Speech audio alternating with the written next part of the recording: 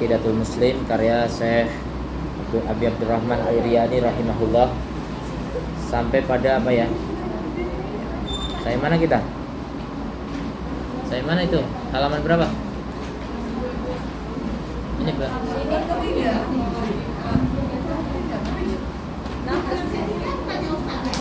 Apa?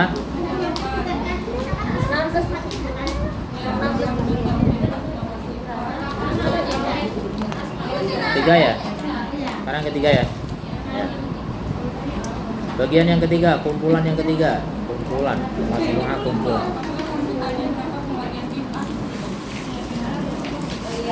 Oh, satu ya? Ya udah sih, satu itu lagi. Faidaki lalaka kam aksamul bid'ah. Jika ditanyakan kepadamu ada berapa macam bid'ah, maka jawablah al bid'ah kismani. Bid'ah ada dua bagian. Bid'ah ada dua bagian. Yang pertama bid'ah kubro, yang kedua bid'ah sugro.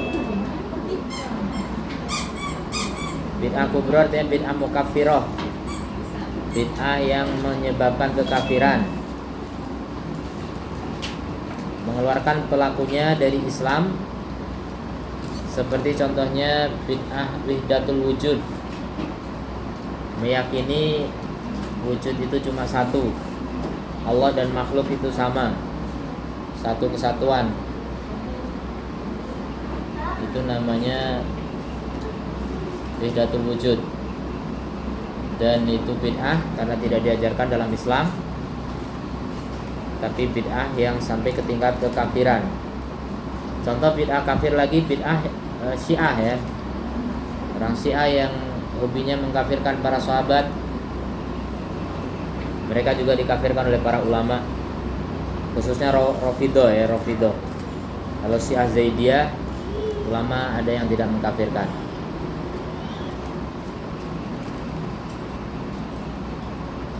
Kemudian bid'ah Jahmiyah, ahli taktil, itu juga mukafirah. Kemudian lagi bid'ah Qadariyah ekstrim, Qadariyah gulat, yang menganggap Allah tidak tahu sebelum hamba melakukan.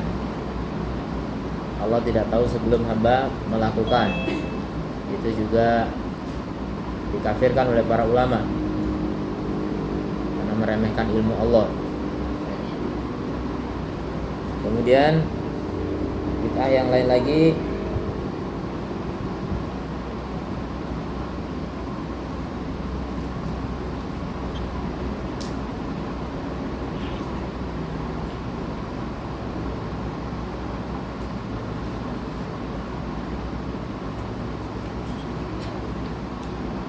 bid'ah ingkarus sunnah, pemahaman bahwa beragama nggak harus pakai hadis gitu, nggak harus pakai sunnah.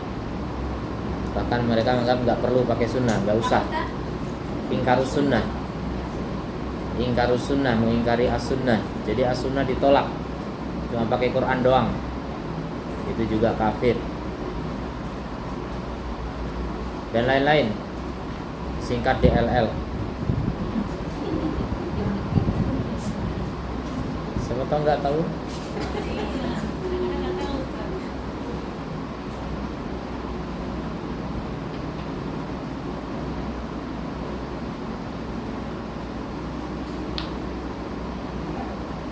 Kemudian bid'ah yang kedua bid'ah sugro, kecil. Kecil maksudnya bukan berarti dosa kecil ya. Kecil di sini artinya tidak kafir. Mufassikoh, disebut mufassikoh. Mufassikoh itu menyebabkan kefasikan. Fasik itu dia kalau dipasangkan dengan kafir ya dia lawan dari kekafiran. Tapi kadang fasik juga bisa bermakna kafir ya, fasik akbar gitu. Berarti kalau fasik dipasangkan dengan kafir berarti dia fasik asghar.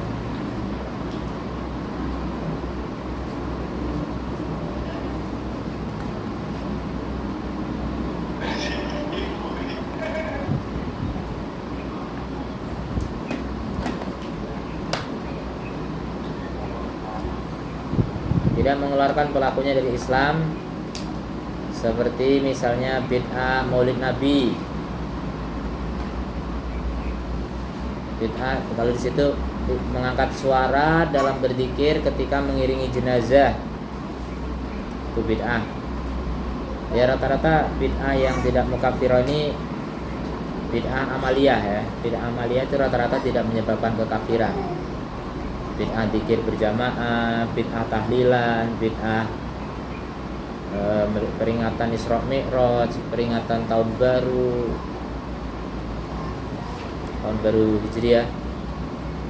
Kalau tahun baru Masehi itu lebih kepada maksiat daripada bid'ah ya.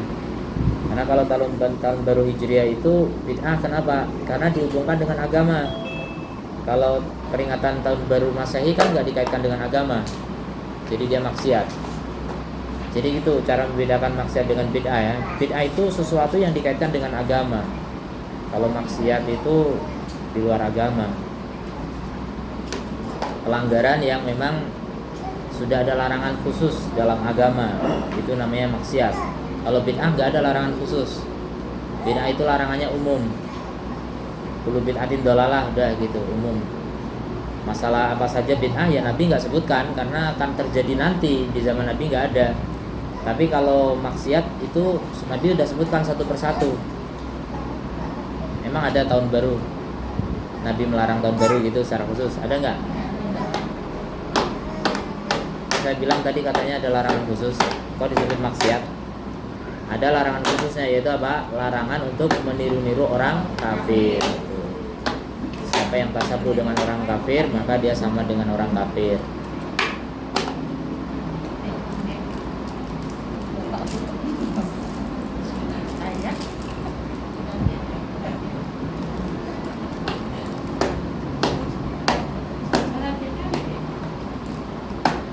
Pas jadi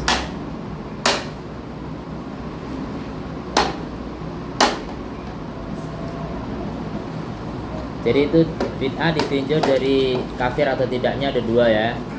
Tapi kalau ditinjau dengan tinjauan lain macam-macam. Ada bid'ah idhofiyah, lawannya bid'ah apa namanya, asliyah atau apa. Ada juga pembagian lain bid'ah i'tiqadiyah sama amaliyah, jadi macam-macam pembagian. Tergantung tinjauannya. Jadi ini karena cuma buku ringkas, jadi ya sekedar yang penting aja kita tahu. Nanti untuk lebih lengkap lagi belajar kitab lain lagi tentang masalah bid'ah ya. Banyak ulama menulis kitab tentang bid'ah. Banyak orang Islam yang tidak tahu tentang bahaya bid'ah. Karena memang apa namanya, dai-dai bid'ah itu begitu ngototnya ya, begitu gigihnya untuk memasarkan kebid'ahan, sehingga menganggap orang yang suka mengatakan bid'ah itu malah sesat gitu. Orang yang memperingatkan tentang bahaya bid'ah itu justru dianggap sesat itu hari ini. Padahal itu Nabi setiap Jumat minimal selalu mengingatkan bahaya bid'ah. Nabi enggak setiap Jumat mengingatkan bahaya zina, enggak. Bahaya mencuri, bahaya korupsi, enggak setiap Jumat. Tapi setiap Jumat Nabi mengingatkan bahaya bid'ah. Kullu bid'atin dolalah itu diulang setiap khutbah. Bahkan di luar khutbah Jumat juga Nabi mengucapkan itu, khutbatul hajah. Ketika perkawinan atau apa gitu, Nabi mengucapkan kullu bid'atin dolalah. Itu menunjukkan apa? Bid'ah ini perkara yang sangat mengerikan dalam Islam. Tapi hari ini justru yang mengerikan, dianggap mengerikan orang yang memperingatkan bahaya bid'ah. Itu dianggap dai ekstrim, dianggap sebagai ustadz radikal ya, macam-macam tuduhan. Padahal ini ajaran Islam, ajaran Rasul Shallallahu Alaihi Wasallam. Jadi dunia itu serba terbalik kalau sudah kiamat, dekat kiamat ya. Makanya ini dekatnya kiamat juga banyaknya meninggal para ulama, sedikitnya ilmu, tersebarnya kebodohan, banyaknya orang itu orang kerdil berbicara besar gitu, berbicara masalah agama padahal nggak punya ilmu, cuma mantan penyanyi dangdut akhirnya menjadi ustadz gitu kan. Di mana mondoknya nggak jelas gitu, tiba-tiba bilang masa celana di bawah mata kaki neraka, masuk akal nggak tuh? Nggak masuk akal katanya. Agama kok diakal-akali.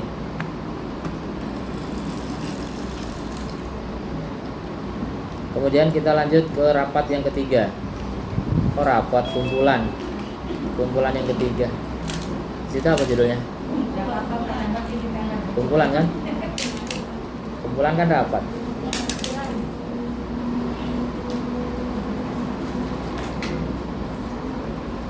Nomor 1, number 1. Faida kilalak, jika kamu dikatakan, ditanya, jika dikatakan kepadamu,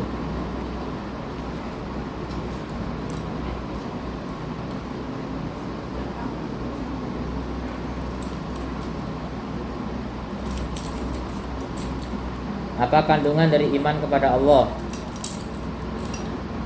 Apa kandungan dari iman kepada Allah?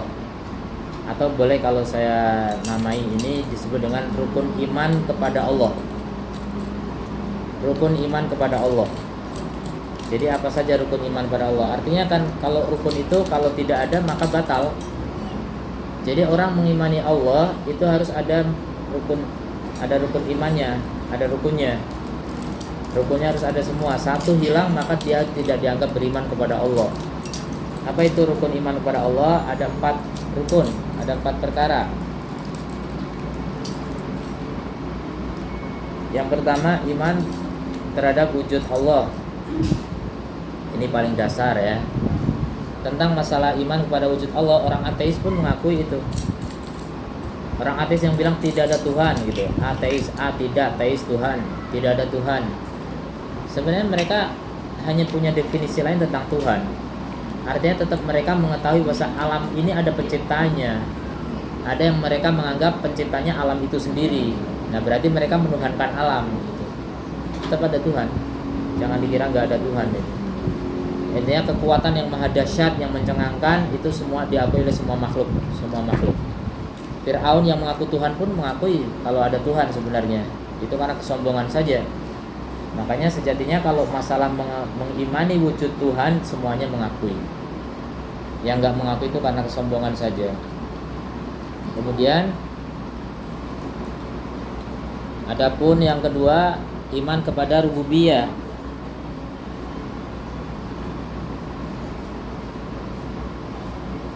Iman kepada rububiyah.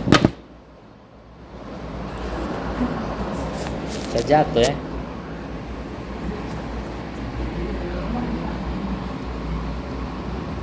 Dia tidak direm ini mau jatuh terus.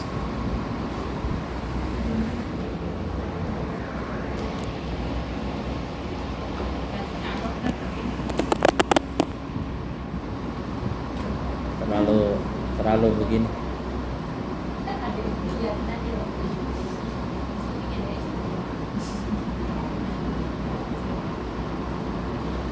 Kemudian yang kedua rububiyah ya.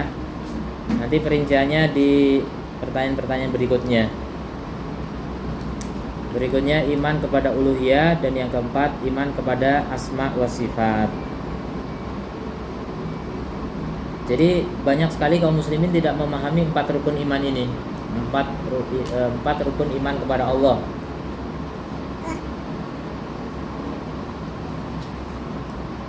Gara-gara tidak paham ini, maka akhirnya mereka melakukan kesyirikan, tapi merasa tidak melakukan kesyirikan. Itulah kejahilan ya. Dampak buruk dari kebodohan itu yang paling bahaya adalah bodoh dari tauhid, bodoh dari iman kepada Allah. Itu fatal ya, menyebabkan kekafiran. Kemudian yang kedua, faidaki lalaka mada yatadammanul imanu bil malaikah. Apa kandungan dari iman terhadap malaikat?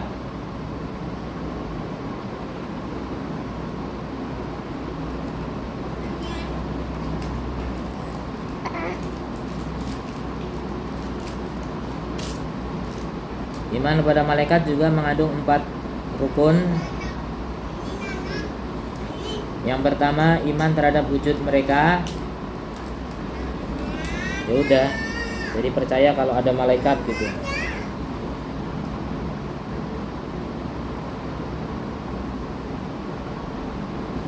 Apakah alien termasuk malaikat?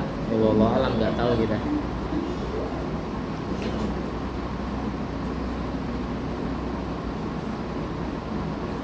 Kemudian yang kedua, iman terhadap nama-nama mereka. seperti Jibril. Nah, iman kepada nama-nama ini ada dua cara ya, secara rinci dan secara global.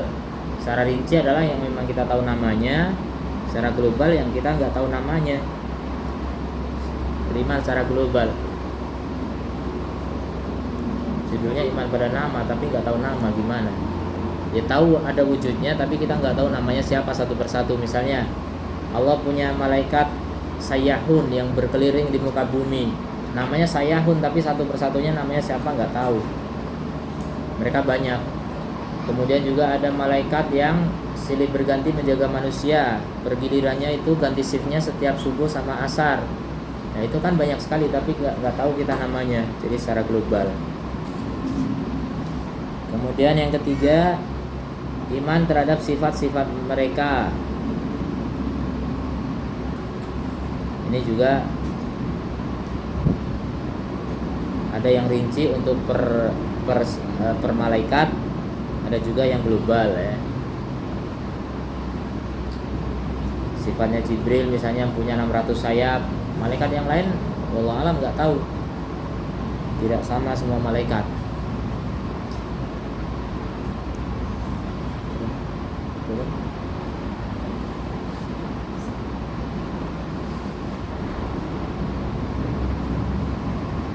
Kemudian yang keempat, iman terhadap amal-amal atau tugas-tugas mereka.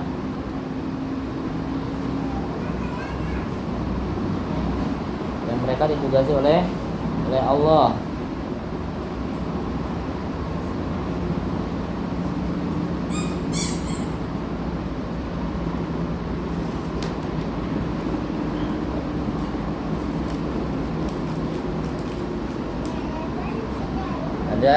Ada di antara tugas mereka hanya bertasbih ya, tasbih siang malam, tidak pernah bosan, tidak pernah capek. Jadi malaikat itu nggak pernah capek. Kalau kita pernah, sering. Nanti kalau kita di surga baru nggak pernah capek ya. Gimana tuh hidup tanpa capek? Hidupnya malaikat, nggak capek mereka.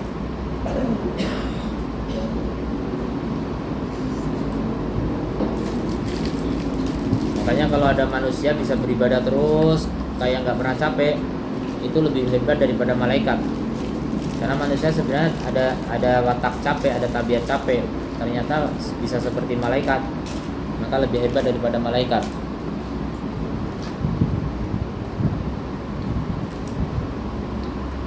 Kemudian ada juga yang tugasnya mencatat amal manusia. Setiap orang ada malaikat yang menjaganya.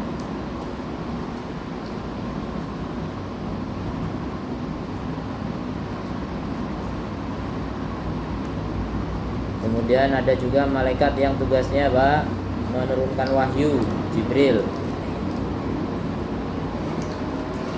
Berarti Jibril sekarang udah nggak tugas ya?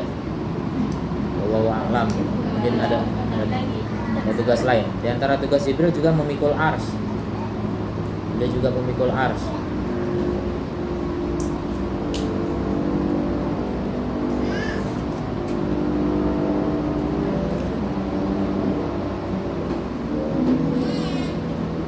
Kemudian Mikail tugasnya apa?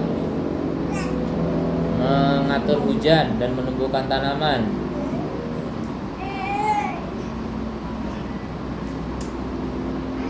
Kemudian malaikat yang tugasnya mencabut nyawa, malakul maut. Jadi malakul maut cuma satu ya. Pencabut nyawa itu cuma satu.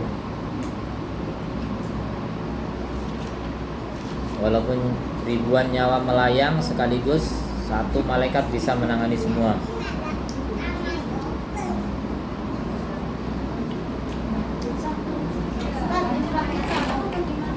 Apa? Apa? Malakul maut ya satu. Apa?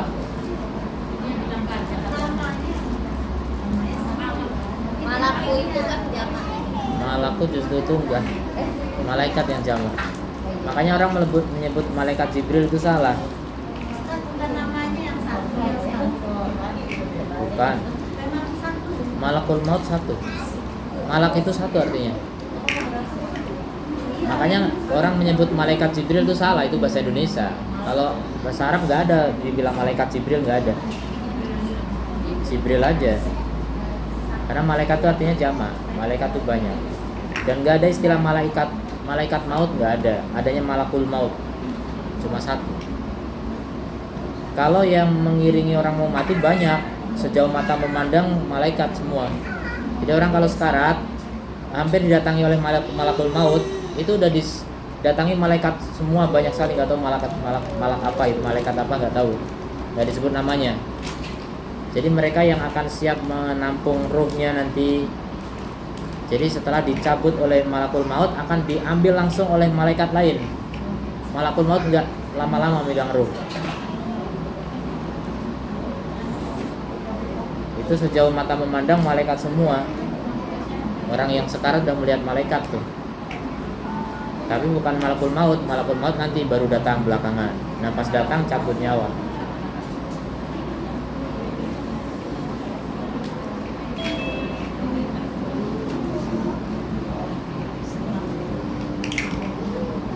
Dulu di zaman Nabi Sulaiman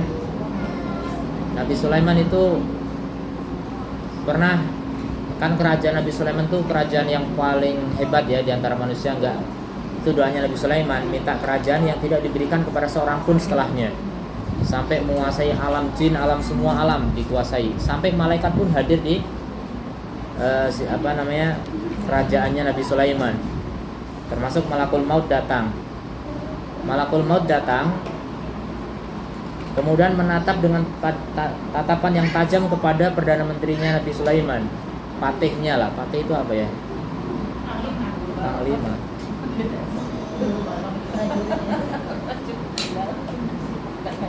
Pokoknya orang terdekatnya Nabi Sulaiman. Jadi orang terdekatnya Nabi Sulaiman ini ditatap oleh malakul maut dengan tatapan tajam, dan dia nggak kenal ini siapa kok natap aku begitu gitu tuh, serem gitu kan bentuknya. Kemudian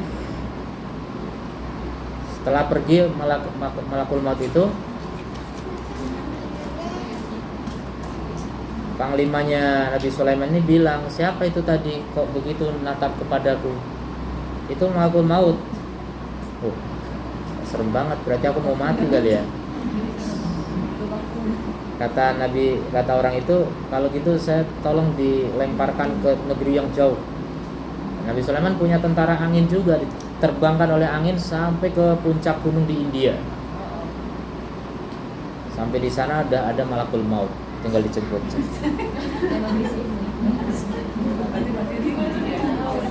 Nah, pas pertemuan berikutnya, hadir berikutnya, Nabi Sulaiman nanya, kenapa kamu memandang begitu ke ini panglimaku? Karena aku heran, jadi cuma heran. Allah menugaskan saya mencabut dia di India, kok dia masih di sini? Takdirnya dia di India gitu kan, kayak nggak masuk akal gitu kan, akalnya malaikat nih. Secara akal malaikat nggak masuk. Besok jatahnya mati di India gitu, atau besok atau hari itu nggak tahu lah, pokoknya dia jatahnya di India, kok masih di sini, gimana caranya ke India gitu kan. Ternyata betul minta ke India ya. Makanya jangan minta-minta kemana-mana, nanti siapa tahu malaikat maut udah menjemput di sana, malakul maut. Kayak Ustadz Firanda ketika diajak naik roller coaster gitu nggak mau kan? Nggak mau. Bukan takut sama roller coasternya, takutnya mati di situ gitu. Pas mati gitu kan, beritanya kan Ustadz Firanda mati.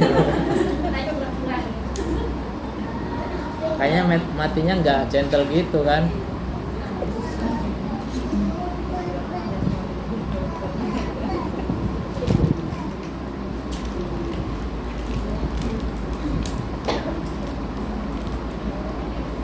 Jadi malakul maut cuma satu ya. Ada orang mati barengan, cek ya. Memang kemampuan malaikat kita nggak bisa bayangkan. Wong jin aja bisa secepat itu, apalagi malaikat ya. Malaikat lebih hebat daripada jin. Gimana tidak ya? Jin itu dibuat dari apa? api. Manusia dari tanah. Api sama tanah lebih cepat mana? Lebih cepat api kan? Tanah kan lamban. Coba digelundungin, lamban. Coba api dinyalain langsung terbakar semua. Nah, cahaya dengan api lebih cepat mana? Cahaya lebih cepat. Dan sekarang pun teknologi internet pakai menggunakan teknologi apa? Kecepatan cahaya. Itu fiber optik itu kan cahaya. Jadi kenapa kita bisa melihat apa yang terjadi di belahan bumi lain, di Amerika misalnya, saat ini juga live langsung, itu dengan kecepatan cahaya. Walaupun melalui kabel tuh, bukan satelit ya. Itu kabel sebenarnya bawah laut sana. Fiber optik. Itu pakai kecepatan cahaya di dalam kabel itu.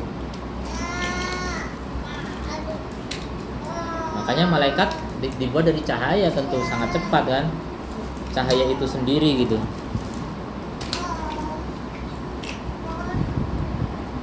Kemudian ada juga yang diwakilkan untuk menjaga neraka. Siapa namanya?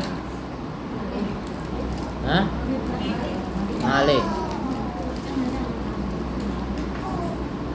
Malaku Malik.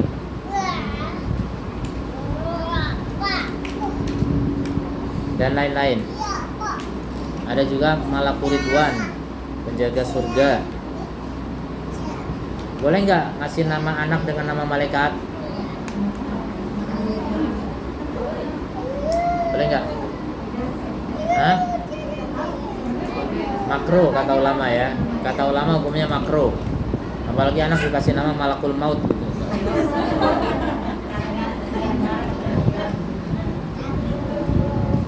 Makro, nggak boleh.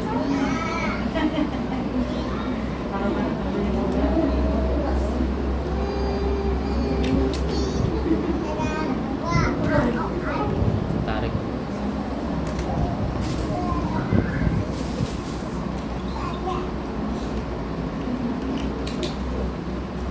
Pertanyaan yang ketiga.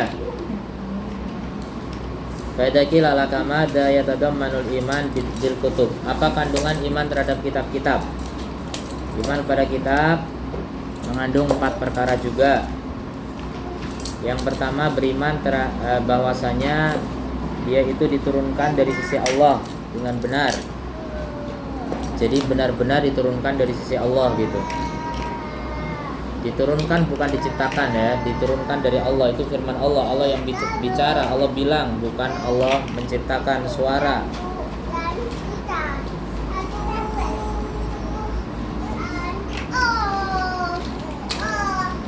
Jadi meyakini kitab-kitab itu adalah diturunkan dari Allah,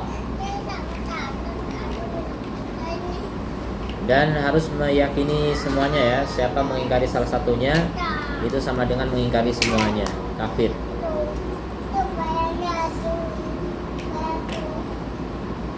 Kemudian yang kedua, mengimani nama-namanya yang kita tahu.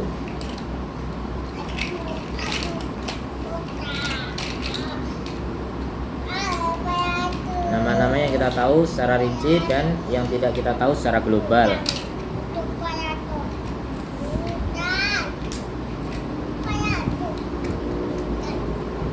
Jadi adakah kitab lain selain yang kita tahu namanya? Banyak. Kitab-kitab itu hampir semua rasul itu punya kitab ya. Dan jumlah rasul itu 300-an. Jadi banyak sekali sebenarnya kitab-kitab, cuma yang dikenalkan ke kita sekitar 5 atau 6. Suhuf ada 2, Suhuf Ibrahim dan Suhuf Musa. Musa punya Suhuf dan Taurat.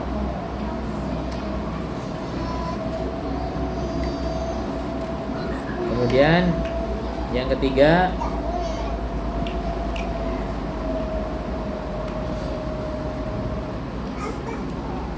membenarkan berita yang ada di dalamnya.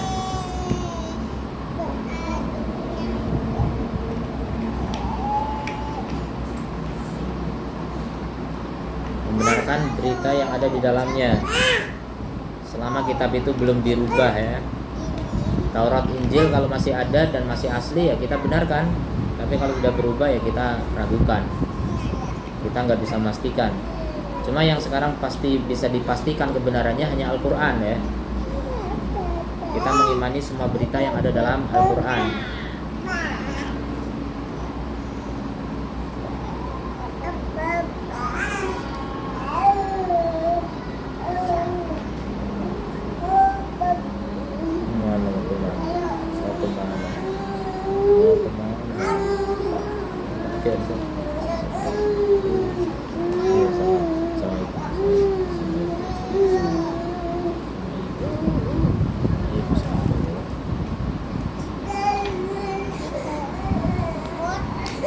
Gendong.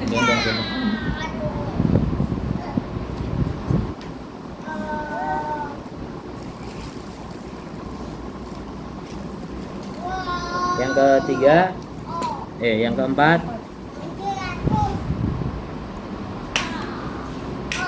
mengimani bahwa kitab-kitab yang sebelum Al-Quran sudah dihapus hukumnya. Kitab-kitab sebelum Al-Quran hukumnya diperbarui gitu, diperbarui oleh Al-Quran.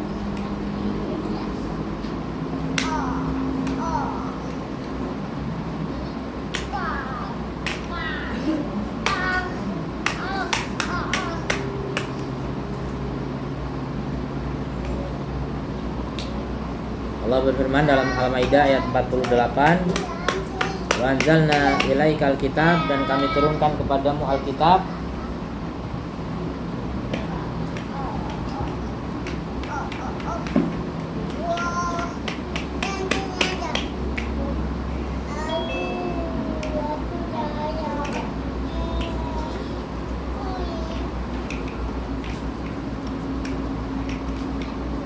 bil haqi, dengan benar, musaddiqan, membenarkan, lima baina yadayhi, kitab-kitab yang sebelumnya, minal kitab, wa muhaiminan alaihi, dan sebagai apa namanya muhaimin itu apa? Sebagai standar gitu. Sebagai apa sih itu? Hah? Muhaiminan terakhir. Hakim ya, di sini dijelaskan hakim, sebagai hakim, sebagai standar gitu. Artinya apa yang dibenarkan di dalam Quran ya benar, apa yang didustakan maka sudah dihapus. Apa yang diingkari oleh Al-Quran maka berarti itu sudah dihapus hukumnya, mansukh. Itu namanya muhaimin. Muhaimin itu artinya penentu hukum ya, standar hukum. Wal iman bil kutubis sabiqah imanun mujmal. Iman kepada kitab-kitab sebelumnya hanya secara global, hanya dengan pengakuan hati dan lisan sudah cukup. Gak usah kita baca-baca kitab Taurat dan Injil, gak perlu. Uang baca Quran aja belum khatam kok ya. Baca tafsirnya maksudnya. Kalau khatam baca huruf-hurufnya udah sering khatam insyaallah. Tapi membaca maknanya masih banyak yang belum khatam.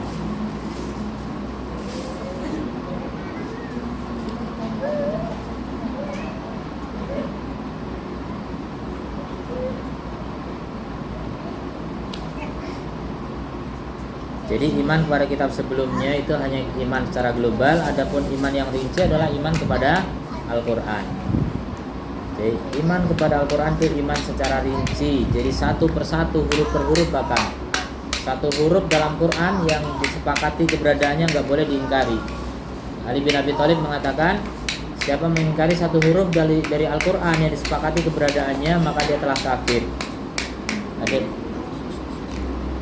ketok-ketok. Siapa mengingkari satu huruf yang disepakati keberadaannya dari Al-Quran maka dia kafir, kata Ali bin Abi Thalib.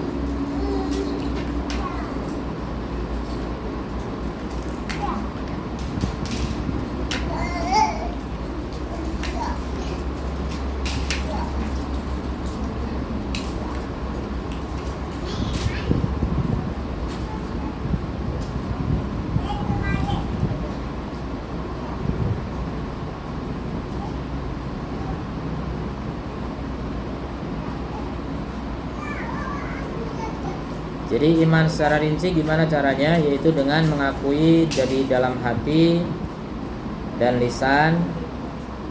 Kemudian juga berikutnya anggota badan kita mengikuti mengikuti isinya, mengikuti perintahnya. Berhukum dengannya, berhukum dengan Al-Quran dalam masalah kecil maupun besar.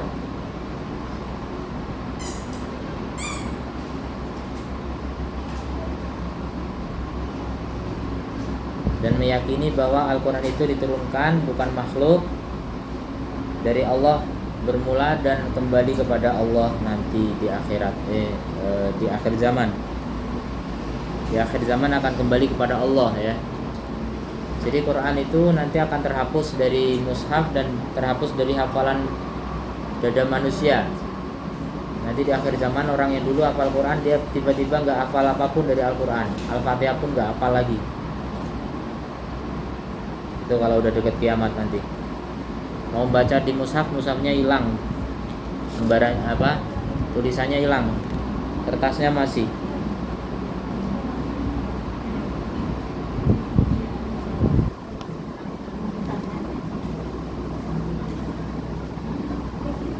Pertanyaan yang keempat,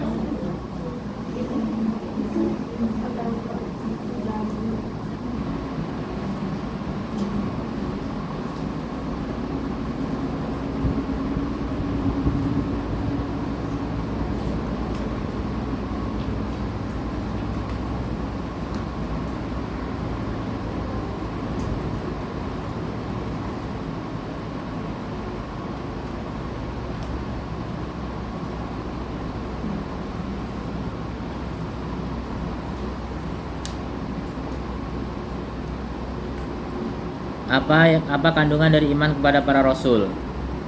Ini juga mengandung 4 perkara. Jadi enak ya, semuanya 4 ya. Enaknya apa? Gampang diingat. Tapi cuma ingat angka 4-nya doang gitu.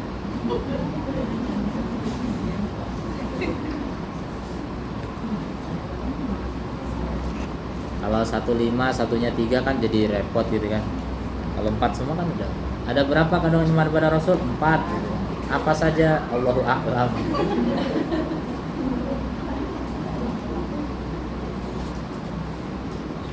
Satu, beriman bahwa risalah mereka benar-benar dari Allah.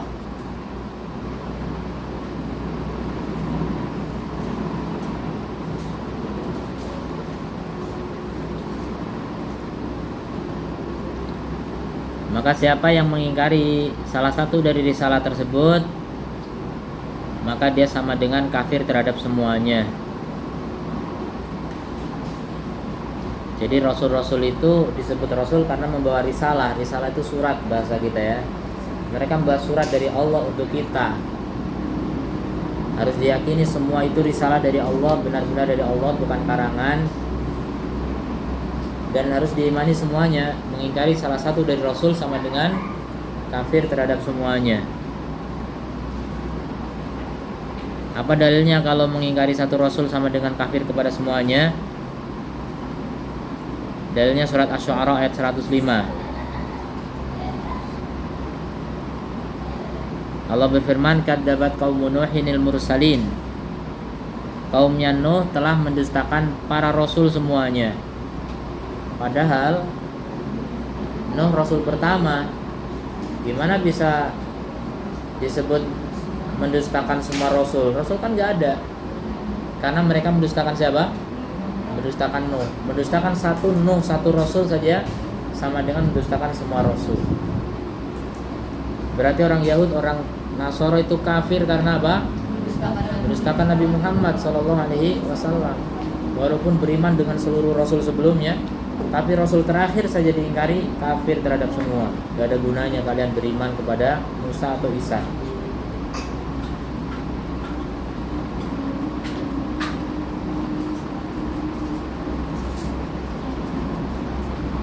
Jadi Allah katakan mereka mendustakan seluruh para rasul, padahal tidak ada rasul saat itu kecuali Nuh saja. Maka Nasara yang mendustakan Nabi Muhammad SAW, mereka hakikatnya adalah mendustakan Nabi Isa. tidak mengikuti Nabi Isa alaihissalam, karena Nabi Isa juga nanti turun di akhir zaman. Nabi Isa belum meninggal ya, satu-satunya Rasul yang masih hidup itu Nabi Isa. Kalau Nabi Khidir itu sudah meninggal juga. Orang sufi mengira Nabi Khidir masih hidup. Nanti turun Nabi Isa ke dunia lagi untuk berhukum dengan hukumnya Nabi Muhammad SAW. Nabi Isa saja beriman pada Nabi Muhammad, masa pengikut Nabi Isa nggak beriman? Berarti sejatinya mereka tidak beriman pada Nabi Isa alaihissalam.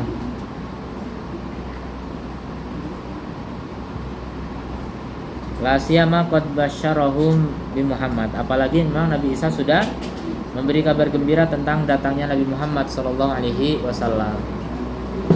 Allah sudah ceritakan Nabi Muhammad, bahkan sahabatnya pun diceritakan di dalam Taurat dan Injil. Dari kamatsalum fi Taurat wal Injil.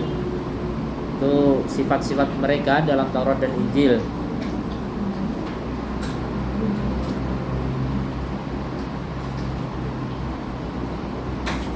Kemudian yang kedua,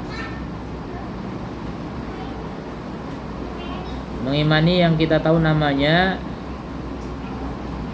secara rinci dan secara global yang kita tidak tahu namanya.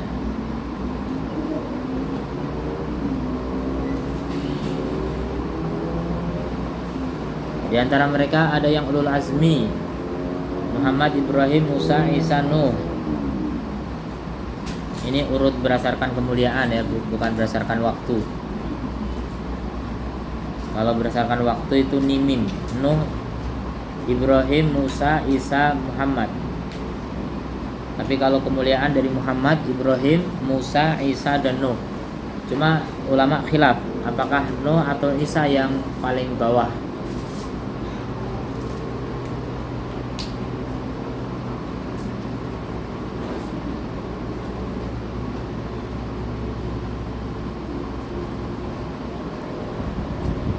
Nabi Muhammad jelas paling mulia ya. Ana sayyidu waladi Adam wala fakhra, kata Nabi. Aku adalah pimpinan anak Adam tanpa menyombongkan diri, bukan untuk membanggakan diri, tapi ini pemberitahuan saja biar tahu semua bahwa Nabi Muhammad adalah Rasul yang terbaik, manusia terbaik, makhluk terbaik, mengalahkan para malaikat. Kemudian adapun Ibrahim, karena dia bapaknya para nabi, termasuk Nabi Muhammad keturunan Nabi Ibrahim. Kalau Nabi Muhammad berpahala, pahalanya juga mengalir kepada Nabi Ibrahim. Luar biasa Nabi Ibrahim alaihissalam. Kemudian Nabi Musa, karena Nabi Musa itu pengikutnya paling banyak setelah Nabi Muhammad sallallahu alaihi wasallam. Tapi kalau kita tengok hari ini lebih banyak Nasrani daripada Yahud. Itu kan hari ini, tapi dulu di masanya Nabi Musa itu pengikutnya paling banyak.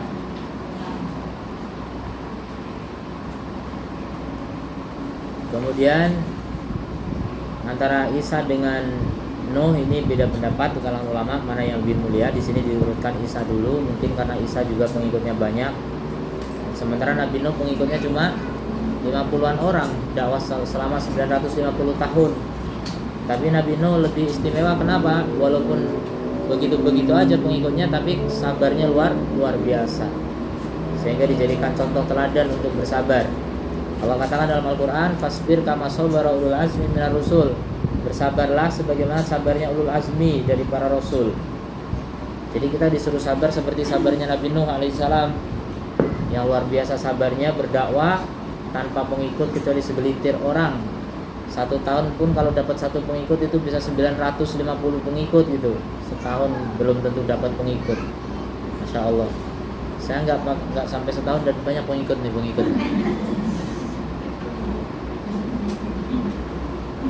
Cuma hitungan hari langsung jadi pengikut. Kalau dikatakan pengikut, bukan pengikut tapi pengintil.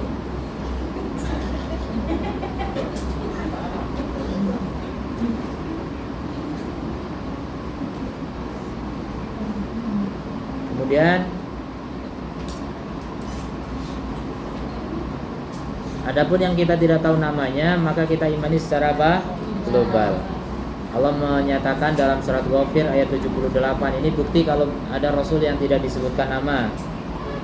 Laqad arsalna rusulan min qablika minhum man qasasna 'alaika wa minhum man lam naqsus 'alaika. Sungguh kami telah utus rasul-rasul sebelum kamu, di antara mereka ada yang kami kisahkan kepadamu wahai Muhammad, dan di antara mereka ada yang tidak kami kisahkan kepada kamu Muhammad. Jadi Nabi Muhammad pun nggak tahu, apalagi kita ya. Makanya kadang ada orang mereka-reka itu Siddhartha Gautama, pencetus agama Buddha itu nabi katanya. Ya itu kan ngarang, wallahu alam, kita nggak tahu kepastiannya. Memang yang unik itu unik memang ya. Di kitab Hindu, India, kitab klasik itu banyak menyebutkan nama-nama nabi dulu sebelum Nabi Musa. Karena memang Hindu itu kan sudah ada sebelum Nabi Musa. Sudah cerita tentang para nabi. Luar biasa kan? Ya memang namanya sejarah ya, semua bisa tahu. Itu cuma tahu sejarah aja gitu. Tapi mereka nggak beriman, mereka nggak mengimani rasul-rasul yang diutus oleh Allah Subhanahu wa taala, cuma menceritakan aja. Kemudian al-anbiya dan para rasul alladzina dzakarahumullahu asma'ahum fil Qur'ani 25. Para nabi yang Allah sebutkan di dalam Quran katanya ada 25. Ini pun ya tidak sepakat semua ulama 25. Kalau dihitung lagi bisa lebih dari 25 ya. Karena banyak perselisihan, seperti misalnya Luqman itu nabi atau bukan, Khidir nabi atau bukan, kemudian Dzulqarnain tapi bukan. Ya artinya 25 ini nggak tahu kesimpulan siapa, saya juga nggak tahu. Tamaniyata asyara minhum fi suratil An'am, 18 ada di surat Al-An'am, sisanya yaitu 7 di ayat-ayat yang terpisah. Allah berfirman dalam surat Al-An'am, wa tilka hujjatuna atainaha Ibrahim ala qaumihi narfa'u darajatin man nasya'u inna rabbaka hakimun alim. Situ disebutkan nama siapa? Ibrahim 1. Wahabna lahu Ishaq, kami anugerahkan kepada Ibrahim Ishak, tuh keturunan Ibrahim Ishak. Jadi ini menyebutkan nabi-nabi setelah Nabi Ibrahim ini. Ishak, kemudian Yakub, kemudian kulan hadaina wa Nuhan, kemudian Nuh. Tapi kalau Nuh sebelum Ibrahim. Hadaina min qabl, jadi Nuh kami beri hidayah sebelumnya lagi. Jadi Nuh itu sebelumnya. Wa min dzurriyyatihi Dawud, di antara keturunannya adalah Dawud, Sulaiman wa Ayub wa Yusuf wa Musa wa Harun, kadzalika najzil muhsinin, ini sudah 10. Kemudian wa Zakaria wa Yahya wa Isa wa Ilyas, kullun minas sholihin, semuanya soleh. Kemudian wa Ismaila wa Yasa'a wa Yunus wa Luto. Loh, saya ngitung udah 18, katanya 17 tadi. Oh iya 18 nih. Dia bilang 18. Walau wakulan fadalna alal alamin, semuanya kami lebihkan atas semesta alam. Ini 18 disebutkan dalam 4 ayat ya, surat Al-An'am. Berarti yang belum disebutkan siapa? Muhammad sallallahu alaihi wasallam, kemudian Hud, Saleh, Idris, Adam,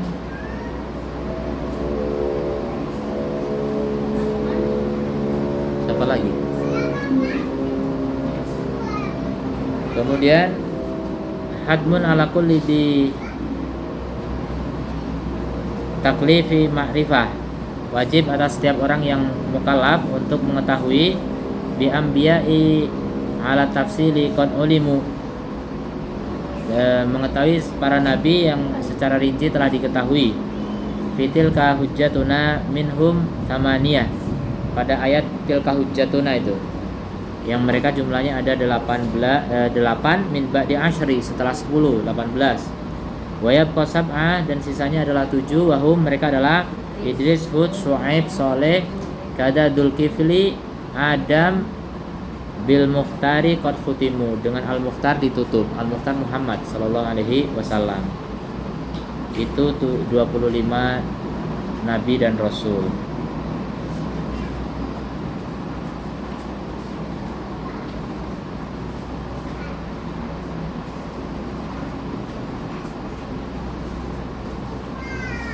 Kemudian kandungan yang ketiga dari iman pada para rasul, membenarkan apa yang sahih dari mereka dari berita-berita mereka, khususnya yang dibawa oleh Nabi Muhammad SAW. Kita nggak dituntut untuk mempelajari berita dari para nabi sebelumnya, apalagi sudah banyak yang dirubah ya. Cukup kita mempelajari berita-berita dari Nabi Muhammad SAW dalam hadis-hadisnya dan dalam sejarah perjalanan hidup beliau SAW. Kemudian yang keempat, mengamalkan syariat Rasul yang diutus kepada kita, yaitu penutup para Rasul Muhammad SAW yang diutus untuk umat manusia semuanya tanpa kecuali. Jadi semua manusia itu wajib beriman kepada Nabi Muhammad. Gimana caranya? Ya caranya kita yang harus menyampaikan kepada mereka ya. Wajib berdakwah kepada semuanya. Ini tugas dakwah ini yang sudah diabaikan oleh kebanyakan kaum muslimin. Banyak orang Islam yang gak merasa punya kewajiban untuk berdakwah. Jadi hidup yang penting nyari duit, mati udah gitu. Jadi gak ada kepikiran untuk berdakwah sama sekali. Padahal itu tugas semuanya ya. Kita sampaikan kalau kepada orang-orang yang masih belum beriman pada Nabi Muhammad, untuk beriman pada Nabi Muhammad SAW. Apalagi di momen-momen besar gitu, Piala Dunia gitu misalnya, kasih tahu kepada seluruh peserta Piala Dunia, kalian wajib beriman pada Nabi Muhammad gitu. Kayak kemarin pembukaan Piala Dunia di Qatar itu didendangkan Al-Quran, tapi bukan tentang wajibnya beriman pada Nabi Muhammad ya. Coba kalau itu saya setuju sekali. Dibacakan Quran tentang apa? Manusia itu berbangsa-bangsa, bersuku-suku agar saling bersatu, saling mengenal. Kalau cuma begitu bang, tidak sampai ya risalah kepada mereka.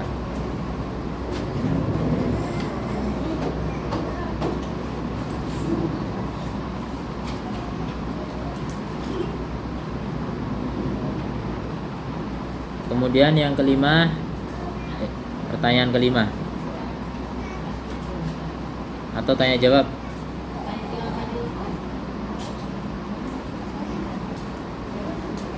Ya udah, tanya jawab. Anda tanya, kami jawab.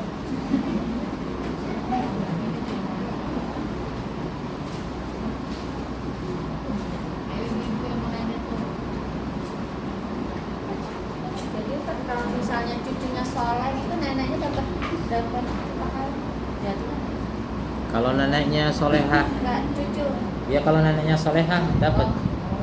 Maksudnya bukan orang kafir.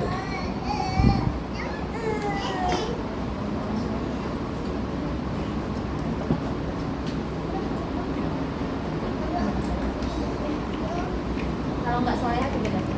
Hah? Kalau nggak soleh. Kalau neneknya nggak solehah, Tapi muslim. ya dapat insya Allah. Yang penting maksudnya solehah, maksud saya solehah itu muslim, gitu, muslimah, asal muslimah dapat.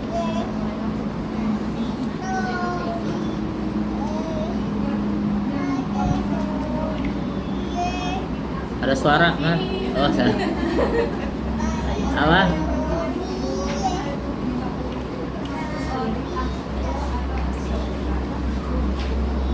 Syiriknya, syirik akbar atau asghar?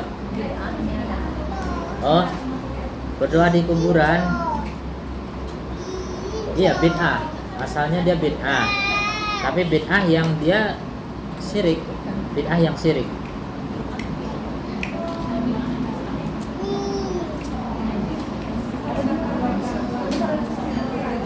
Apa? Iya. Itu termasuk kategori, tapi sebenarnya dia tidak disebut bid'ah juga ya. Berdoa di kuburan itu enggak disebut bid'ah karena apa? Karena sudah ada larangan khusus dalam Quran. Jadi kalau ada larangan khusus, maka enggak disebut bid'ah. Bid'ah itu larangannya umum. Jadi kalau udah khusus, ya itu udah namanya, kalau enggak maksiat, kesyirikan, kekufuran gitu. Udah ada istilah sendiri. Jadi bid'ah itu khusus hal-hal yang memang enggak ada sama sekali sebelumnya gitu. Kalau doa di kuburan kan udah ada sejak zaman Nabi Nuh, sudah ada gitu. Umatnya Nabi Nuh udah sering doa di kuburan. maka itu namanya kesyirikan, syirik akbar. Kalau Tolut itu bukan nabi. Siapa? Tolut? Bukan. Panglima.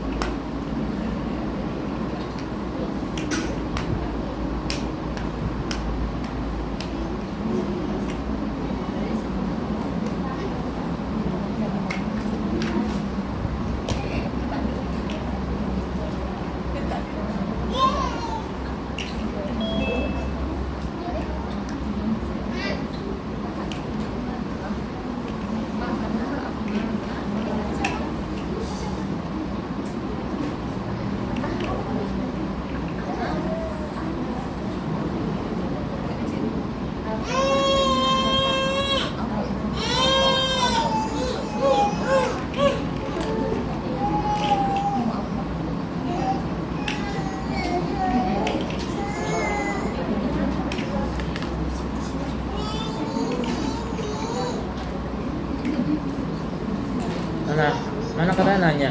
Curhat juga boleh. Boleh curhat pulang. Hah? Udah main kan? Mau curhat ya? Curhat dulu. Curhat bayar.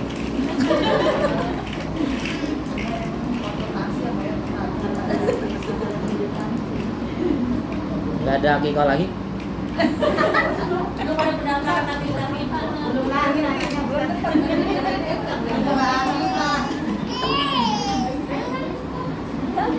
Ya udah tanya. Udah tadi. Yang mana sih?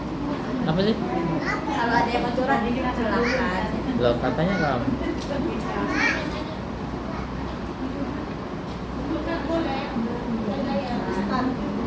Kalau orang sakit Ustaz, boleh nggak sholat di jamaah? Karena udah pakai pempes gitu kalau susah. Boleh.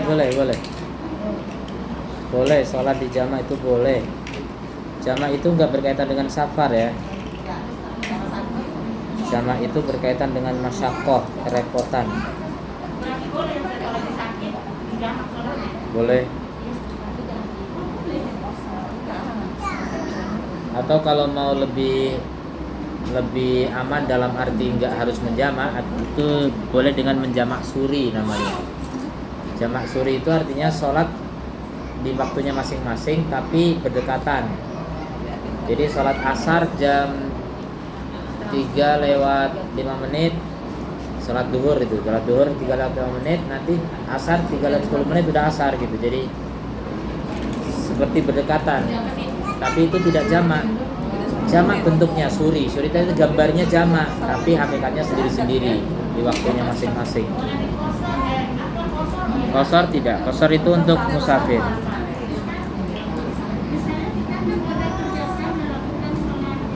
Misalnya apa?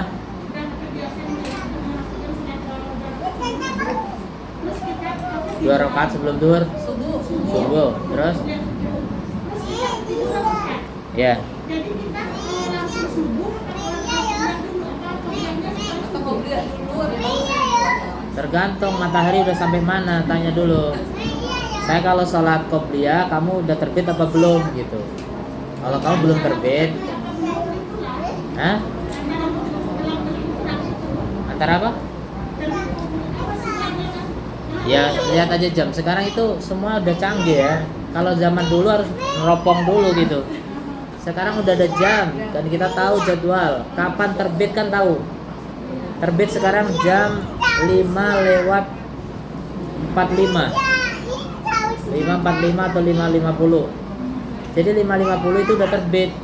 Maka kalau kita bangun jam 5 kurang 40, 5 lewat 40 misalnya, ada 10 menit. itu ke kamar mandi, kemudian wudhu dan sebagainya, 5 menit misalnya kalau cepat ya. Kalau laki-laki bisa deh 5 menit, berarti ada waktu 5 menit. 5 menit kalau dipakai buat qobliyah pasti tidak dapat subuhnya. Maka sholat subuh dulu. Qobliyahnya setelahnya. Qobliyahnya di luar terbit, di luar waktu terbit. Tapi kalau jarak waktu masih 30 menit ya qobliyah dulu. Jadi bangun jam setengah 6 misalnya, itu masih bisa qobliyah dulu. Apa? Setengah 6 udah terang tapi kan belum terbit. Anda yang terbit itu suruh itu terbit ya? Bukan. Iya, suruk terbit ya. Suruk itu terbit. Nah, sholat isyraq itu tidak boleh ketika terbit ya. Tambah 10 atau 15 menit. dari sekarang.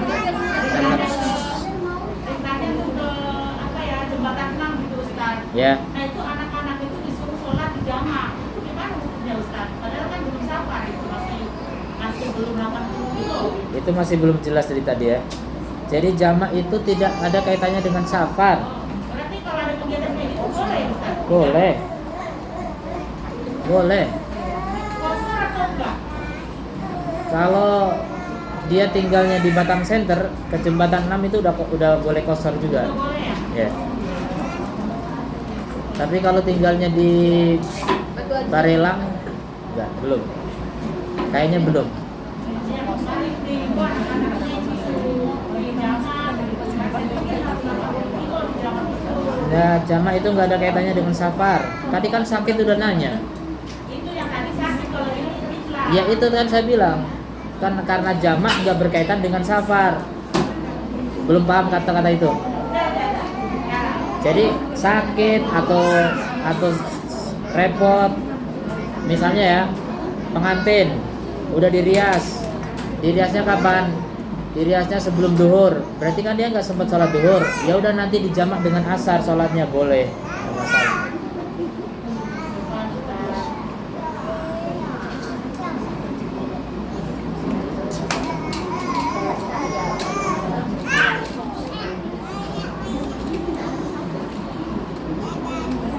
Sini.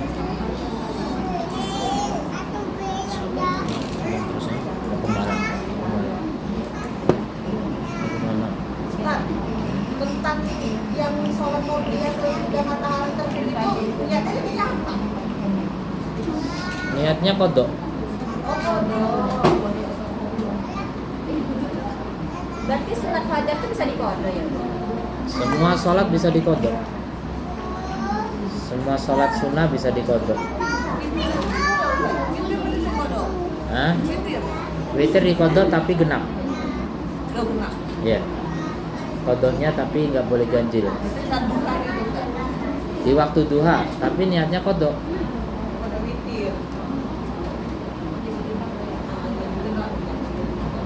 Ustaz, saya nggak Ustaz. Ya. Katanya Jakarta habisnya siapa yang melakukan sholat sunnah dan pasangan akan dibangunkan tuh kalau pasangan masuk. Ya. Terus jadi pertanyaan, 12 rakaat itu harus mencapai zuhur, 2 setelah zuhur, itu 2 setelah maghrib, 2 setelah isya gitu. Atau total semuanya kita nggak harus zuhur, isya nggak, misalnya kita sholat malam selesai, bukan nanti berapa gitu, Ya. berapa gitu. Jadi man sholat isna asyar raka'atan fil yaum wa laila kana Allah lahu baitan fil jannah. Itu lafaz hadisnya ya. Jadi siapa yang sholat 12 rakaat sehari semalam, Allah bangunkan baginya rumah di surga. Ini kan lafaz hadis. Lafaz hadisnya masih umum. Nabi nggak menyebutkan nama-nama sholat. Tapi kan itu dipahami oleh sahabat. Sahabat memahami sholat yang dimaksud oleh Nabi itu adalah sholat rawatib yang muakkad. Sholat rawatib yang muakkad. Jadi itu 2 sebelum subuh, 4 sebelum duhur, 2 setelah duhur, 2 setelah maghrib, 2 setelah isya. Apa? Ustaz, Ya. jika kita penghinaan Kalau jika apa? mungkin penghinaan terhadap amalan-amalan, tapi penghinaan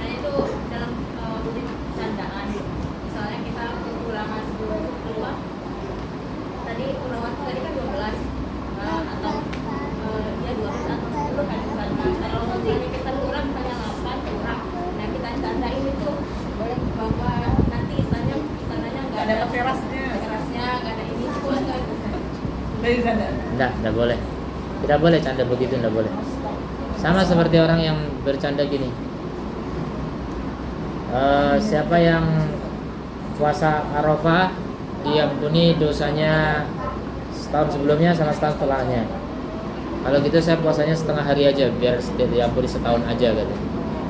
Nggak boleh. Itu bukan untuk bahan candaan ya. Nabi itu terlalu mulia untuk dijadikan candaan begitu. Coba bayangkan Nabi ngomong gitu, Abu Bakar di situ canda gitu kan? Nggak bakal. Nggak ada, nggak kebayang gitu. Itu bukan untuk candaan.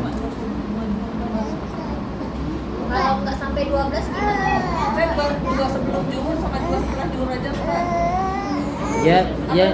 Ya enggak apa-apa, tapi nggak dapat keutamaan itu. Dia dapat pahala lain. Jadi setiap syarat itu harus dipenuhi. Kalau nggak dipenuhi ya nggak dapat. Tapi dapat Tapi dapat pahala lain ya.